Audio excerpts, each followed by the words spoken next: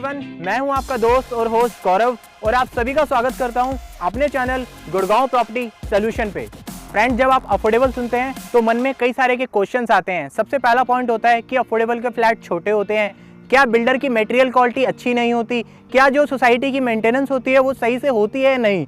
तो मैं आज आपको इसके एक्चुअल 5 डिफरेंस दिखाने वाला हूं। अगर आप अफोर्डेबल में बाय करते हैं फ्लैट तो आपको क्या मिलता है, और वहीं अगर आप किसी प्राइवेट या लग्जरी में जा रहे हैं तो आपको क्या होता है। तो आइए देखते हैं 5 पॉइंट। आज मैं आपके सारे डाउट इस वीडियो में क्लियर करने वाला हूँ, इसलिए इस वीडियो को एंड तक देखिएगा। तो आज मैं आपको बताने वाला हूँ, सबसे पहला आता है हमारा प्राइस, सेकंड नंबर पे आती है क्वालिटी, थर्ड नंबर पे आता है साइज़, और फोर्थ नंबर पे आती है मेंटेनेंस, और फिफ्थ नंबर पे आता है most important is car parking. तो सबसे पहला टॉपिक है हमारा प्राइस।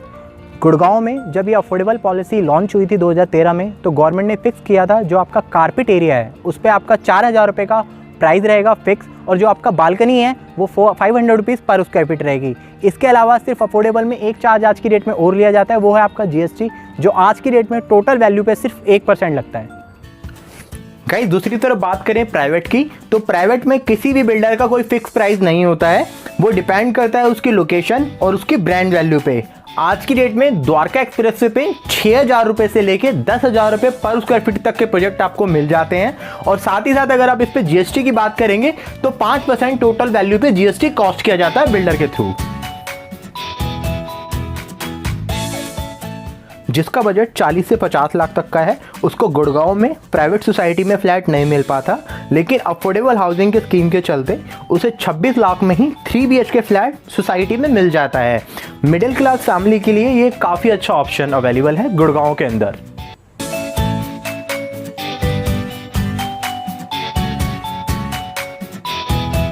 सेकंड नंबर पे आती है हमारी क्वालिटी। आज की डेट में आप मार्केट में कुछ भी लेने जाते हैं, आपका सबसे पहले एक ही क्वेश्चन होता है कि इसकी वारंटी कितनी रहेगी। दिल्ली NCR गुड़गांव में जितनी भी सोसाइटी बन रही है आज की डेट में, वो प्राइवेट हो या अफोर्डेबल, दोनों में ही RCC वर्क यूज़ हो रहा है। आप इस बिल्डिंग की फिनिशिंग देख सकते हैं कितनी अच्छी है। ये सेक्टर 81 में सिग्नेचर ग्लोबल की सोसाइटी है जो कि डिलीवर हो चुकी है। RCC होता क्या है? RCC की फुल फॉर्म होती है रेनफोर्स सीमेंट कंक्रीट। इसके फ़ायदे कैसे क्या होते हैं आओ समझते हैं। ये एक अफोर्डेबल हाउसिंग का प्रोजेक्ट है। सबसे पहले कॉलम का लेआउट वर्क तैयार किया जाता है, जो उसके कॉलम होते हैं फ्लैट के, उसका सबसे पहले बेस डाला जाता है। उसके बाद एल्युमिनियम की शटरिंग से फ्लैट के अंदर का पूरा प्रॉपर पैनल रेडी किया जाता है। फिर पैनल के अंदर जितनी भी वॉल्स होती हैं उसके अंदर सरिया लगा दिया जाता है, और फिर ऊपर से अगर आप देखेंगे ऊपर से आपका सीमेंट और कॉन्क्रीट पूरा इसमें फिल कर दिया जाता है। फिर 6 से 10 दिन बाद ये शटरिंग खोल दी जाती है और आपके सामने RCC स्ट्रक्चर रेडी होता है।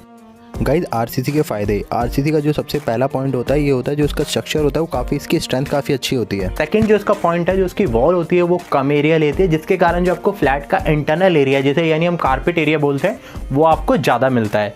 तीसरा पॉइंट है, अगर आप इसे कंपेयर करेंगे, जैसे आज की डेट में आपने देखा होगा ईंटों के जो मकान बनते हैं उससे अगर आप RCC को कंपेयर करेंगे तो इसमें जो स्ट्रक्चर होता है इसका वो बहुत जल्दी रेडी होता है, और इसमें कहीं ना कहीं लेबर भी बहुत कम लगती है। फोर्थ पॉइंट है, इन फ्लैटों में जल्दी से सीलन नहीं आती।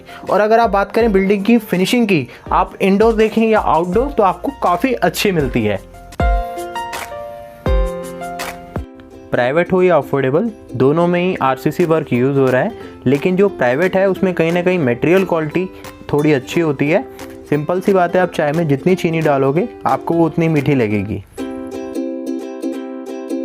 नेक्स्ट टॉपिक आता है हमारा साइज़। 2 तरह के साइज़ होते हैं, एक होता है आपका सुपर एरिया, एक होता है आपका कारपेट एरिया। प्राइवेट बिल्डर का 1000 स्क्वायर फीट का अगर फ्लैट है, जब वो फ्लैट बनता है तो उसमें से आपका lift area, entrance area, lobby area निकाला जाता है, जिसे हम लोडिंग कहते हैं। यानी 1000 स्क्वायर फीट का अगर फ्लैट है तो उसमें से 250 से 300 स्क्वायर फीट लोडिंग में कट जाता है। तो जो आपको एरिया मिलता है वो लगभग मिलता है 700 से 750, जो कि उस फ्लैट का कारपेट एरिया होता है।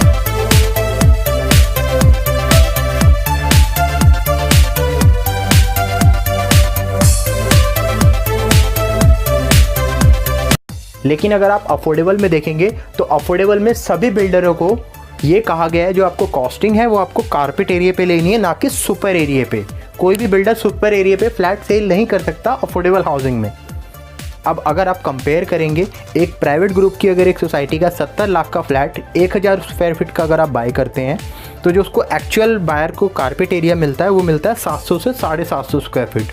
और वहीं पे 70 लाख से आधे रेट पे, आधे से भी कम बोलूँगा मैं, आधे से कम रेट पे आपको अफोर्डेबल हाउसिंग में 26 से 26.5 लाख में लगभग 750 स्क्वायर फीट का एरिया मिल जाता है।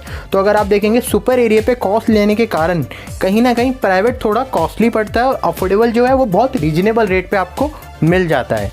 तो अगर आप देखेंगे अफोर्डेबल में, अफोर्डेबल के फ्लैट छोटे नहीं होते। अगर आप इनका सुपर एरिया निकाले जाएंगे अफोर्डेबल फ्लैट का तो 1000 से लेकर 1200 स्क्वायर फीट का सुपर एरिया अफोर्डेबल में आपको मिलता है। बट जो आपको कॉस्टिंग होती है वो आपको कारपेट एरिया पे देनी होती है।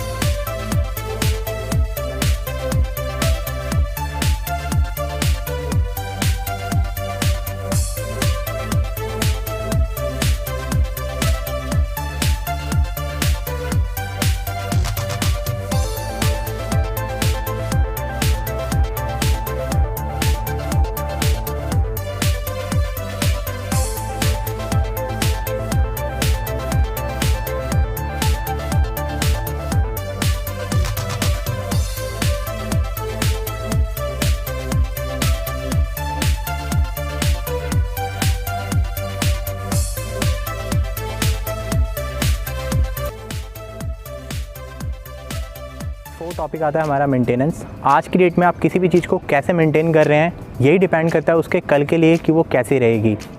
गुड़गांव में अगर आप देखते हैं प्राइवेट हो या अफोर्डेबल हो, दोनों में जो मेंटेनेंस कॉस्ट है पर मंथ जो होती है आपकी और सोसाइटी की वो ऑलमोस्ट सेम ली जा रही है।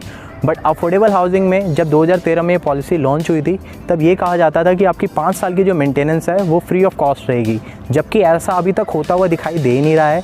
जितनी भी सोसाइटी हो अफोर्डेबल में, सिग्नेचर ग्लोबल हो, ज़ारा हो, सन सिटी हो, ROF हो, इन सब में 2.5 से 3 रुपये पर स्क्वायर फीट मेंटेनेंस कॉस्ट की जा रही है। वहीं बात करें प्राइवेट में मेंटेनेंस की तो जो मेंटेनेंस चार्ज है प्राइवेट ग्रुप में वो 3 से 4 रुपये और कुछ एरियो में 5 रुपये भी कॉस्ट किया जा रहा है। और रही पावर बैकअप की चार्ज, वो हर एक एरिया में बिल्डर के ऊपर डिपेंड करता है वो कितना कॉस्ट कर रहा है। अब अगर आप दोनों को कंपेयर करेंगे तो दोनों की जो मेंटेनेंस है वो ऑलमोस्ट। पांचवा पॉइंट है हमारा पार्किंग। दिल्ली NCR में कार पार्किंग बहुत बड़ी समस्या बनते जा रहा है। आज की डेट में दिल्ली NCR में कहीं भी लोग इतने वेले हो गए हैं कि गाड़ी की पार्किंग तक के लिए लड़ लेते हैं कि तू मेरे घर के आगे गाड़ी कैसे लगा दी। आज ये सोसाइटी दिखाने वाला हूँ आपको, सिग्नेचर ग्लोबल की सोसाइटी है। वैसे इसमें कोई भी रिजर्व पार्किंग नहीं होती, ना कोई आपका एक क्लियर एरिया होता है कि आपको यहाँ गाड़ी नंबरिंग दे रखी होती है, जैसे प्राइवेट के अंदर इसमें कोई नहीं होती। बट गवर्नमेंट के रूल के अकॉर्डिंग आपको 50% का ओपन एरिया इसमें देना कंपलसरी है। उसके अकॉर्डिंग जितना भी आप ओपन एरिया देख रहे हैं वहाँ लोगों ने अपनी गाड़ी पार्क कर रखी है।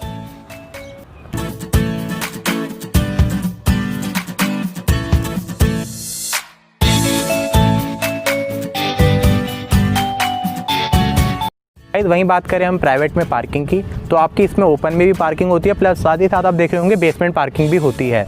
बट इसमें आपको एक गाड़ी की स्पेस के लिए जो आपकी नंबरिंग होती है, जो आपका नंबर डलता है फ्लैट का, उस स्पेस के लिए 4 से 5 लाख रुपए प्राइवेट ग्रुप में आपको पार्किंग के लिए देने होते हैं, जो 1 टाइम चार्ज होता है आपका।